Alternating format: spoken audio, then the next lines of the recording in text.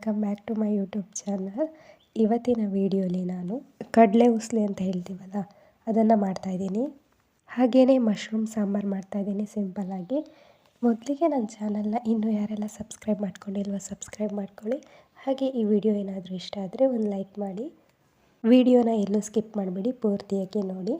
ಇದು ಮೊನ್ನೆ ಮಾಡಿದ್ನಲ್ಲ ಡ್ರೈ ಫ್ರೂಟ್ಸ್ ಲಡ್ಡು, ಅದನ್ನು ಇವಾಗ ಒಂದು ತಿಂತೀನಿ. ನಾನು ಡೈಲಿ ಒಂದೊಂದು ಇಲ್ಲ ಎರಡೆರಡು ತಿಂತೀನಿ. ಏನಾದರೂ ಚಿಕ್ಕದಿದ್ದರೆ 2 ತಿಂತೀನಿ, ಇಲ್ಲಾಂದರೆ 1 ತಿಂತೀನಿ. ಲಡ್ಡು ಮಾತ್ರ ನಿಜವಾಗ್ಲೂ ಚೆನ್ನಾಗಾಗಿತ್ತು. ಅಂದರೆ ಅದಕ್ಕೆ ಎಲ್ಲ ಡ್ರೈ ಫ್ರೂಟ್ಸ್ ಮಿಕ್ಸ್ ಮಾಡಿದ್ವಲ್ಲ ಪೌಡ್ರ್ ಥರ ಮಾಡಿ, ಆಮೇಲೆ ತುಪ್ಪ ಕೂಡ ಹಾಕಿದ್ವಲ್ಲ, ಹಾಗಾಗಿ ಅದು ಟೇಸ್ಟ್ ಕೂಡ ಚೆನ್ನಾಗೇ ಇತ್ತು. ತುಪ್ಪ ಹಾಕಿದ್ದಕ್ಕೆ ಇನ್ನೂ ಸ್ವಲ್ಪ ಟೇಸ್ಟ್ ಚೆನ್ನಾಗಾಯಿತು. ಎಲ್ಲ ಡ್ರೈ ಫ್ರೂಟು ಪೌಡರ್ ಮಾಡಿ ಮಿಕ್ಸ್ ಮಾಡಿದ್ದಕ್ಕೆ ಅದ್ರ ಜೊತೆ ತುಪ್ಪ ಹಾಕಿದ್ದಕ್ಕೆ ಟೇಸ್ಟ್ ಸಖತ್ತಾಗಿತ್ತು, ನಿಜವಾಗ್ಲೂ ಚೆನ್ನಾಗಿದೆ. ನನಗಂತೂ ಒಂದು ತಿಂದರೆ ಡ್ರೈ ಫ್ರೂಟ್ ಲಡ್ಡುನ ಮತ್ತೆ ತಿನ್ಬೇಕು ಅನಿಸಿರುತ್ತೆ, ಅಷ್ಟು ಸಖತ್ತಾಗಿದೆ. ನನಗೆ ಈ ಸಲ ಸಖತ್ ಇಷ್ಟ ಆಯಿತು. ಲಾಸ್ಟ್ ಟೈಮ್ ಮಾಡಿದಾಗ ತುಪ್ಪ ಹಾಕಿರಲಿಲ್ಲ, ಈ ಸಲ ಮಾಡಿದಾಗ ತುಪ್ಪ ಹಾಕಿದ್ದೀನಿ. ತುಪ್ಪ ಹಾಕಿದ್ದಕ್ಕೆ ಸ್ವಲ್ಪ ಟೇಸ್ಟ್ ಚೆನ್ನಾಗಾಗಿದೆ. ಇನ್ನು ಇವತ್ತು ಬೆಳಗಿನ ತಿಂಡಿಗೆ ಅಂತ ಹೇಳಿಬಿಟ್ಟು ನಮ್ಮಮ್ಮ ರೊಟ್ಟಿ ಮಾಡೋದು ಅಂತ ಹೇಳಿಬಿಟ್ಟು ಎಲ್ಲ ಮಿಕ್ಸ್ ಮಾಡಿ ಇಟ್ಟಿದ್ರು.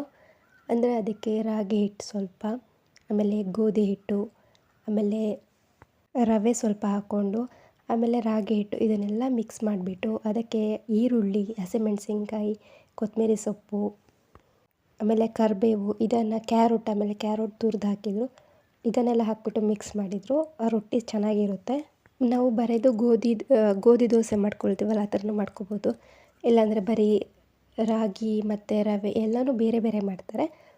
ಇವತ್ತು ಎಲ್ಲನೂ ಮಿಕ್ಸ್ ಮಾಡಿಬಿಟ್ಟು ಒಟ್ಟಿಗೆ ಮಾಡಿದ್ದು. ಅದಕ್ಕೆ ಆನಿಯನ್ ಎಲ್ಲ ಕಟ್ ಮಾಡಿ ಚೆನ್ನಾಗಾಗುತ್ತೆ ಅಂತ ಹೇಳಿ. ಅದ್ರ ಜೊತೆಗೆ ಚಟ್ನಿ, ಕಾಯಿ ಚಟ್ನಿನೂ ತುಂಬಾ ಚೆನ್ನಾಗಾಗುತ್ತೆ. ಆದರೆ ಇವತ್ತು ನಮ್ಮ ಮನೆಯಲ್ಲಿ ಕಾಯಿ ಚಟ್ನಿ ಮಾಡಿರಲಿಲ್ಲ. ಕಡಲೆ ಉಸ್ಲಿ ಅಂತೀವಲ್ಲ ಅದನ್ನು ಮಾಡೋದು ಅಂತ ಹೇಳಿಬಿಟ್ಟು ಅದನ್ನು ನೆನೆಸಿ ಇಟ್ಟು ಬೇಯಿಸ್ಕೊಂಡಿದ್ರು ಚೆನ್ನಾಗಿ. ಇವಾಗ ನಾನೇ ಅದನ್ನು ಒಗ್ಗರಣೆ ಹಾಕೋದು ಅಂತ ಹೇಳಿಬಿಟ್ಟು ಒಗ್ಗರಣೆ ಹಾಕ್ತಾಯಿದ್ದೀನಿ. ಅದನ್ನು ರೊಟ್ಟಿ ಆಮೇಲೆ ಮಾಡ್ಕೊಳ್ಳೋದು, ಫಸ್ಟ್ ಇದನ್ನು ಮಾಡ್ಕೊಂಬಿಡೋಣ ಅಂತ ಹೇಳಿಬಿಟ್ಟು. ಹಾಗಾಗಿ ಫಸ್ಟಿಗೆ ನಾನು ಒಂದು ಕಡಾಯಿ ಇಟ್ಕೊಂಡಿದ್ದೀನಿ. ಅದಕ್ಕೆ ಸ್ವಲ್ಪ ಎಣ್ಣೆ, ಆಮೇಲೆ 1 ಟೀ ಸ್ಪೂನ್ ಸಾಸಿವೆ, ಅದಕ್ಕೇ ನಾನು ಆನಿಯನ್, ಆಮೇಲೆ ಹಸಿಮೆಣಸಿನ್ಕಾಯಿ, ಕರ್ಬೇವಿನ ಸೊಪ್ಪು ಇಷ್ಟನ್ನು ಕೂಡ ಒಟ್ಟಿಗೆ ಹಾಕ್ಕೊಂಡಿದ್ದೀನಿ. ಇಷ್ಟನ್ನು ಒಟ್ಟಿಗೆ ಹಾಕ್ಕೊಂಡ್ಬಿಟ್ಟು ಕ್ಲೀನಾಗಿ ಒಂದ್ಸಲ ಮಿಕ್ಸ್ ಮಾಡಬೇಕು. ಅದು ಈರುಳ್ಳಿ ಎಲ್ಲ ಫ್ರೈ ಆಗಿದೆ ಅಂದಮೇಲೆ ಜಾಸ್ತಿ ಕೂಡ ಅದನ್ನು ಫ್ರೈ ಮಾಡ್ಕೊಬಾರ್ದು, ಸ್ವಲ್ಪ ಮಾತ್ರ ಅದನ್ನು ಫ್ರೈ ಮಾಡ್ಕೊಂಬಿಟ್ಟು ನಾವು ಕಡಲೆಕಾಳನ್ನ ಬೇಯಿಸ್ಕೊಂಡಿರ್ತೀವಲ್ಲ ಅದನ್ನು ಹಾಕ್ಕೊಳ್ತಿರೋದು. ಇವಾಗ ಮೊದಲಿಗೆ ಕಡಲೆಕಾಳನ್ನ ಸ್ವಲ್ಪ ಉಪ್ಪು ಹಾಕಿಬಿಟ್ಟು ಬೇಯಿಸ್ಕೊಂಡಿದ್ದದನ್ನು ಇವಾಗ ಆನಿಯನ್ ಎಲ್ಲ ಬೆಂದಾದಮೇಲೆ ಕಡಲೆನ ಅದಕ್ಕೆ ಹಾಕ್ಕೊಬೇಕು. ಆಮೇಲೆ ಇನ್ನೊಂದ್ಸಲ ಕ್ಲೀನಾಗಿ ಮಿಕ್ಸ್ ಮಾಡಿಬಿಟ್ಟು ಉಪ್ಪು ಬೇಕಾದರೆ ಉಪ್ಪು ಹಾಕ್ಕೋಬೇಕು. ನಾನು ಸ್ವಲ್ಪ ಉಪ್ಪು ಹಾಕ್ಕೊಂಡೆ, ಫಸ್ಟಿಗೆ ಸ್ವಲ್ಪ ಹಾಕಿದ್ದು ಬೇಯಿಸ್ಬೇಕಾದ್ರೆ, ಹಾಗಾಗಿ ಇವಾಗ ಸ್ವಲ್ಪ ಉಪ್ಪು ಹಾಕ್ಕೊಂಡೆ. ಉಪ್ಪನ್ನು ಹಾಕಿಬಿಟ್ಟು ಮತ್ತೆ ಕ್ಲೀನಾಗಿ ಒಂದ್ಸಲ ಅದನ್ನು ಪೂರ್ತಿಯಾಗಿ ಮಿಕ್ಸ್ ಮಾಡ್ಕೊಬೇಕು. ಆಮೇಲೆ ಅದಕ್ಕೆ ಕಾಯಿ ತುರಿ ಮೊದಲಿಗೆ ತುರ್ಕೊಂಡು ಇಟ್ಕೊಂಡಿದ್ದು ಕಾಯಿ ತುರಿ, ಇವಾಗ ಅದಕ್ಕೆ ಸ್ವಲ್ಪ ಕಾಯಿ ತುರಿ ಹಾಕ್ಕೊಬೇಕು. ಕಾಯಿ ತುರಿ ಹಾಕ್ಬಿಟ್ಟು ಕ್ಲೀನಾಗಿ ಒಂದ್ಸಲ ಮಿಕ್ಸ್ ಮಾಡಿ ಲಾಸ್ಟಿಗೆ ಕೊತ್ತಂಬರಿ ಸೊಪ್ಪನ್ನು ಕಟ್ ಮಾಡಿ ಇಟ್ಕೊಂಡಿರೋದನ್ನ ಕೊತ್ತಂಬರಿ ಸೊಪ್ಪನ್ನು ಹಾಕಿ ಒಂದ್ಸಲ ಸ್ಟವ್ನ ಆಫ್ ಮಾಡಿಬಿಟ್ಟು ಮಿಕ್ಸ್ ಮಾಡಿಕೊಂಡ್ರೆ ರೆಡಿನೇ ಆಗುತ್ತೆ. ಇದನ್ನು ಕೆಲವರು ಬೇರೆ ಥರನೂ ಮಾಡ್ಕೊಳ್ತಾರೆ. ಸಿಂಪಲಾಗಿ ಈ ಥರ ಮಾಡ್ಕೊಂಡಿರೋದು. ನಾನು ಲೈಟಾಗಿ ಧನಿಯಾ ಪುಡಿ ಹಾಕ್ಕೊಂಡಿದ್ದೀನಿ, ಜಾಸ್ತಿ ಹಾಕ್ಕೊಂಡಿಲ್ಲ, ಅದೇ ಸ್ಮೆಲ್ ಬರುತ್ತೆ ಅಂತ ಹೇಳಿಬಿಟ್ಟು. ಹಾಗಾಗಿ ಲೈಟಾಗಿ ಸ್ವಲ್ಪ ಧನಿಯಾ ಪೌಡರ್ ಹಾಕ್ಕೊಂಡಿದ್ದೀನಿ. ಇದನ್ನು ಕೆಲವರು ಬೇರೆ ಥರ ಕೂಡ ಮಾಡ್ತಾರೆ, ಅಂದರೆ ಮಸಾಲೆ ಎಲ್ಲ ರುಬ್ಬಿಟ್ಟು ಹಾಕ್ಬಿಟ್ಟು ಮಾಡ್ತಾರೆ.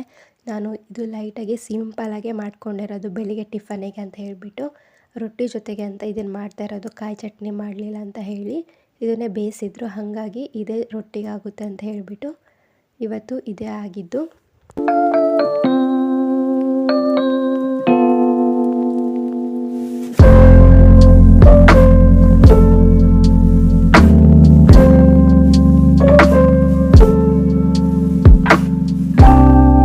ಇದನ್ನು ನೋಡಿ ಎಷ್ಟು ಚೆನ್ನಾಗಿದೆ ಅಂತ ತೋರಿಸ್ತೀನಿ. ಇವಾಗ ನೋಡೋಕ್ಕೇನೆ ಚೆನ್ನಾಗಿ ಕಾಣಿಸ್ತಿದೆ. ಇದಕ್ಕೆ ನಾವು ಎಷ್ಟು ಆನಿಯನ್ ಹಾಕ್ಕೊಳ್ತೀವೋ ಟೇಸ್ಟ್ ಕೂಡ ಅಷ್ಟೇ ಚೆನ್ನಾಗಿರುತ್ತೆ. ಆನಿಯನ್ನ ಇದಕ್ಕೆ ಸ್ವಲ್ಪ ಜಾಸ್ತಿನೇ ಹಾಕ್ಕೋಬೇಕು, ಆವಾಗ ಟೇಸ್ಟ್ ಚೆನ್ನಾಗಿರುತ್ತೆ. ಇನ್ನು ಇದು ಕೂಡ ರೆಡಿ ಆಯಿತು. ಇದನ್ನು ಮತ್ತೆ ಸೈಡಿಗೆ ಇಟ್ಬಿಟ್ಟು ಇವಾಗ ರೊಟ್ಟಿ ಕೂಡ ಆಗಿತ್ತು. ರೊಟ್ಟಿ ಕೂಡ ಹಾಕ್ಕೊಂಡು ತಿಂಡಿ ಕೂಡ ಮುಗಿಸ್ಕೊಂಡ್ವಿ. ಇವತ್ತು ರೊಟ್ಟಿ ನೋಡೋಕ್ಕೆ ಚೆನ್ನಾಗಿ ಕಾಣಿಸ್ತಿತ್ತು, ಅಂದರೆ ಕ್ಯಾರೋಟ್ ಎಲ್ಲ ತುರ್ದು ಹಾಕಿರ್ತೀವಲ್ಲ ಅದು ನೋಡೋಕ್ಕೇ ಕಲರ್ಫುಲ್ಲಾಗಿ ಚೆನ್ನಾಗಿ ಕಾಣಿಸ್ತಿರುತ್ತೆ, ಕೊತ್ತಂಬರಿ ಸೊಪ್ಪು ಮತ್ತು ಆನಿಯನ್ ಎಲ್ಲ ಹಾಕಿರೋದ್ರಿಂದ. ಇನ್ನು ತಿಂಡಿ ಎಲ್ಲ ಮಾಡ್ಕೊಂಬಿಟ್ಟು ಮಧ್ಯಾಹ್ನ ಊಟಕ್ಕೆ ಅಂತ ಹೇಳಿಬಿಟ್ಟು ಮಶ್ರೂಮ್ ತಂದಿದ್ವಿ. ತುಂಬ ದಿನವೇ ಆಗಿತ್ತು ತಂದು, ಫ್ರಿಜ್ಜಲ್ಲಿ ಹಾಗೆ ಇಟ್ಟಿದ್ವಿ. ಸಾಂಬಾರು ಏನೂ ಮಾಡೇ ಇರಲಿಲ್ಲ, ಹಾಗಾಗಿ ಇವತ್ತು ಸಾಂಬಾರು ಮಾಡ್ಕೊಳ್ಳೋಣ ಅಂತ ಹೇಳ್ಬಿಟ್ಟು ಸಾಂಬಾರು ಮಾಡ್ಕೊಳ್ತಿರೋದು. ನಮ್ಮಮ್ಮ ಮಸಾಲಾಗೆಲ್ಲ ರೆಡಿ ಮಾಡಿಕೊಟ್ರು, ನಾನು ಮತ್ತೆ ಸಾಂಬಾರು ಮಾಡಿದೆ. ಮೊದಲಿಗೆ ಖಾರಕ್ಕೆ ಏನೇನು ಹಾಕ್ಕೊಂಡಿದ್ದಾರೆ ಅಂದರೆ, ಖಾರದ ಪುಡಿ ಹೆಂಗೋ ಪುಡಿ ಮಾಡ್ಕೋಬೇಕಿತ್ತು, ಮೆಣಸಿನ್ಕಾಯಿ ಎಲ್ಲ ಹಾಕಿಬಿಟ್ಟು ಪೌಡರ್ ಮಾಡ್ಕೋಬೇಕಿತ್ತು, ಚಿಲ್ಲಿ ಪೌಡರ್. ಹಾಗಾಗಿ ಮಾಡ್ಕೊಂಡಿದ್ರು. ಅದೇ ಜಾರಿಗೆ ಇವಾಗ ಹಾಕ್ಕೊಳ್ತಿದ್ದೀನಿ, ಏನು ವಾಶ್ ಮಾಡಿಲ್ಲ. ಯಾಕಂದರೆ ಇದಕ್ಕೆ ಸ್ವಲ್ಪ ಖಾರದ ಪುಡಿ ಹಾಕಬೇಕಿತ್ತಲ್ವ, ಹಾಗಾಗಿ ಹಾಗೆ ಇಟ್ಕೊಂಡಿದ್ದು, ವಾಶ್ ಏನು ಮಾಡಲಿಲ್ಲ. ಮಿಕ್ಸಿ ಜಾರಿಗೆ ಸ್ವಲ್ಪ ಖಾರದ ಪುಡಿ, ಆಮೇಲೆ ಅದಕ್ಕೆ ಕಾಯಿ ತುರಿ, ಸ್ವಲ್ಪ ಈರುಳ್ಳಿ, ಕೊತ್ತಂಬರಿ ಸೊಪ್ಪು, ಆಮೇಲೆ ಏಲಕ್ಕಿ, ಗಸಗಸೆ, ಲವಂಗ, ಆಮೇಲೆ ಶುಂಠಿ ಬೆಳ್ಳುಳ್ಳಿನ ಕಟ್ ಮಾಡಿನೇ ಹಾಕ್ಕೊಂಡಿದ್ದು, ಆಮೇಲೆ ಧನಿಯಾ ಪುಡಿ ಸ್ವಲ್ಪ, ಆಮೇಲೆ ಒಂದು ಟೊಮೆಟೊ ಹಾಕ್ಕೊಂಡಿರೋದು. ಇಷ್ಟನ್ನು ಹಾಕ್ಕೊಂಡು ಮಿಕ್ಸಿ ಮಾಡ್ಕೋಬೇಕು ಕ್ಲೀನಾಗಿ. ಇದನ್ನು ಒಂದ್ಸಲ ಬಾಣಲೆಗೆ ಸ್ವಲ್ಪ ಎಣ್ಣೆ ಹಾಕ್ಬಿಟ್ಟು ಫ್ರೈ ಮಾಡಿಕೊಂಡು ಆಮೇಲೆ ಮಿಕ್ಸಿ ಮಾಡಿಕೊಂಡ್ರು ಚೆನ್ನಾಗಿರುತ್ತೆ. ಇಲ್ಲಾಂದರೆ ಈ ಥರ ಮಾಡಿಕೊಂಡ್ರು ಆಗುತ್ತೆ ಅರ್ಜೆಂಟಿಗೆ. ಇದಕ್ಕಿಂತ ಅದನ್ನು ಫ್ರೈ ಮಾಡ್ಕೊಂಬಿಟ್ಟು ಸ್ವಲ್ಪ ಎಣ್ಣೆ ಹಾಕಿ ಆಮೇಲೆ ಅದನ್ನು ಮಿಕ್ಸಿ ಮಾಡಿಕೊಂಡು ಸಾಂಬಾರಿಗೆ ಹಾಕ್ಕೊಂಡ್ರೆ ಇನ್ನೂ ಚೆನ್ನಾಗಿರುತ್ತೆ. ಈ ಥರ ಅರ್ಜೆಂಟಿಗಾದರೆ ಇದೇ ಥರ ಮಾಡ್ಕೋಬೋದು. ಇದು ಸಿಂಪಲ್ಲಾಗಿ ಮಶ್ರೂಮ್ ಸಾಂಬಾರು ಮಾಡ್ತಿರೋದು. ಇವಾಗ ಒಂದು ಬಾಣಲಿಗೆ ಮಿಕ್ಸಿ ಎಲ್ಲ ಮಾಡಿಕೊಂಡು ಸೈಡಿಗೆ ಇಟ್ಕೊಂಡ್ಬಿಟ್ಟು ಇನ್ನೊಂದು ಚಿಕ್ಕ ಬಾಣಲಿಗೆ ಅದಕ್ಕೆ ಸ್ವಲ್ಪ ಎಣ್ಣೆ ಹಾಕ್ಕೊಂಡು ಮತ್ತೆ ಅದಕ್ಕೆ ಅರ್ಧ ಆನಿಯನ್ ಹಾಕ್ಕೊಂಡಿದ್ದೀನಿ. ಅರ್ಧ ಆನಿಯನ್ ಹಾಕ್ಕೊಂಬಿಟ್ಟು ಅದನ್ನು ಕ್ಲೀನಾಗಿ ಫ್ರೈ ಮಾಡ್ಕೊಬೇಕು. ಇದು ಜಾಸ್ತಿ ಏನೂ ಕೆಲಸ ಇಲ್ಲ, ನಾವು ಮಸಾಲ ಮಾಡಿಕೊಂಡ್ರೆ ತುಂಬಾ ಈಸಿಯಾಗಿ ಬೇಗನೆ ಆಗೋಗುತ್ತೆ ಈ ಸಾಂಬಾರು ಕೂಡ. ಆಮೇಲೆ ಎಣ್ಣೆ ಹಾಕಿ ಆನಿಯನ್ ಹಾಕ್ಬಿಟ್ಟು ಕ್ಲೀನಾಗಿ ಫ್ರೈ ಮಾಡ್ಕೊಂಡಾದಮೇಲೆ ಅದಕ್ಕೆ ನಾವು ಮಶ್ರೂಮ್ನ ಕಟ್ ಮಾಡಿ ಇಟ್ಕೊಂಡಿರ್ತೀವಲ್ಲ, ಎಲ್ಲ ಮಶ್ರೂಮ್ನ ಅದಕ್ಕೆ ಕ್ಲೀನಾಗಿ ಹಾಕ್ಕೋಬೇಕು. ಮಶ್ರೂಮ್ ಹಾಕಿಬಿಟ್ಟು ಹಾಗೆ ಸ್ವಲ್ಪ ಹೊತ್ತು ಹುರ್ಕೋಬೇಕು. ಮಶ್ರೂಮ್ ಬೇಗನೆ ಬೆಂದುಬಿಡುತ್ತೆ, ಬೇಗನೆ ಆಗುತ್ತೆ, ಲೇಟಾಗಿ ಏನಾಗೋದಿಲ್ಲ. ಮಶ್ರೂಮ್ ಹಾಕಿ ಕ್ಲೀನಾಗಿ ಮತ್ತೊಂದು ಸಲ ಕ್ಲೀನಾಗಿ ಫ್ರೈ ಮಾಡ್ಕೊಬೇಕು ಅದನ್ನು. ನಾನು ಒಂದೇ ಪ್ಯಾಕೆಟ್ ಮಶ್ರೂಮ್ ಹಾಕ್ಕೊಂಡಿರೋದು, 2 ಪ್ಯಾಕೆಟ್ ತೆಗೆದ್ವಿ. ಆದರೆ ಅದನ್ನು ನೈಟಿಗೆ ಆಗುತ್ತೆ ಅಂತ ಏನಕ್ಕಾದರೂ ಹಾಗೆ ಇಟ್ಕೊಂಡ್ವಿ, ಜಾಸ್ತಿ ಏನು ಹಾಕಲಿಲ್ಲ. ಒಂದೇ ಪ್ಯಾಕೆಟ್ ಮಶ್ರೂಮ್ ಹಾಕ್ಕೊಂಡಿದ್ದು ಸಾಂಬಾರಿಗೆ. ಒಂದು ಟೈಮಿಗೆ ಸಾಂಬಾರಲ್ವ, ಹಾಗಾಗಿ ಒಂದೇ ಪ್ಯಾಕೆಟ್ ಸಾಕು ಅಂತ ಹೇಳಿ ಒಂದೇ ಪ್ಯಾಕೆಟ್ ಹಾಕ್ಕೊಂಡಿದ್ದು, 2 ಏನೂ ಹಾಕ್ಕೊಳ್ಳಲಿಲ್ಲ. ಮತ್ತೊಂದು ಹಾಗೆ ಇಟ್ವಿ, ನಾಳೆಗೆ ಅಥವಾ ಏನೋ ರಾತ್ರಿಗೆ ಆಗುತ್ತೆ ಅಂತ ಹೇಳಿಬಿಟ್ಟು. ಮಶ್ರೂಮ್ನ ಸ್ವಲ್ಪ ಹೊತ್ತು ಫ್ರೈ ಮಾಡಾದಮೇಲೆ ಅದಕ್ಕೆ ಇವಾಗ ಎಷ್ಟು ಬೇಕೋ ಅಷ್ಟು ಉಪ್ಪು ಹಾಕೋಬೇಕು. ಉಪ್ಪು ಹಾಕಿದ್ಮೇಲೆ ಸ್ವಲ್ಪ ಅರಿಶಿಣ ಪೌಡರ್, ಇದೆರಡನ್ನೂ ಹಾಕಿಬಿಟ್ಟು ಒಂದ್ಸಲ ಮಿಕ್ಸ್ ಮಾಡಿಕೊಂಡ್ರೆ ಆಮೇಲೆ ಅದನ್ನು ಸ್ವಲ್ಪ ಹೊತ್ತು ಹಾಗೇ ಬೇಯೋಕ್ಕೆ ಬಿಡಬೇಕು.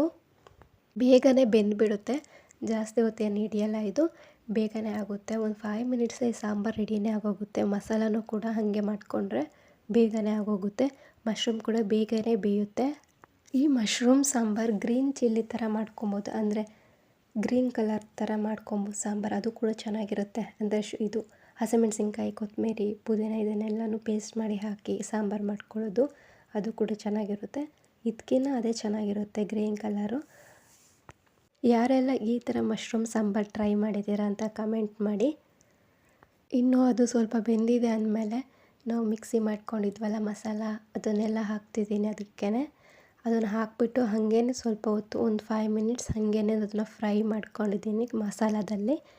ಆಮೇಲೆ ಮಿಕ್ಸಿ ಜಾರಲ್ಲೇ ಸ್ವಲ್ಪ ಖಾರ ಇರುತ್ತಲ್ವ, ಅದಕ್ಕೇ ಸ್ವಲ್ಪ ನೀರು ಹಾಕಿಬಿಟ್ಟು ನಮ್ಮ ಕನ್ಸಿಸ್ಟೆನ್ಸಿಗೆ ಎಷ್ಟು ಬೇಕೋ ಸಾಂಬಾರು, ತೆಳ್ಳಗೆ ಬೇಕಾ ಗಟ್ಟಿಗೆ ಬೇಕಾ ನೋಡಿಕೊಂಡು ನಾವು ನೀರು ಹಾಕ್ಕೊಬೇಕು.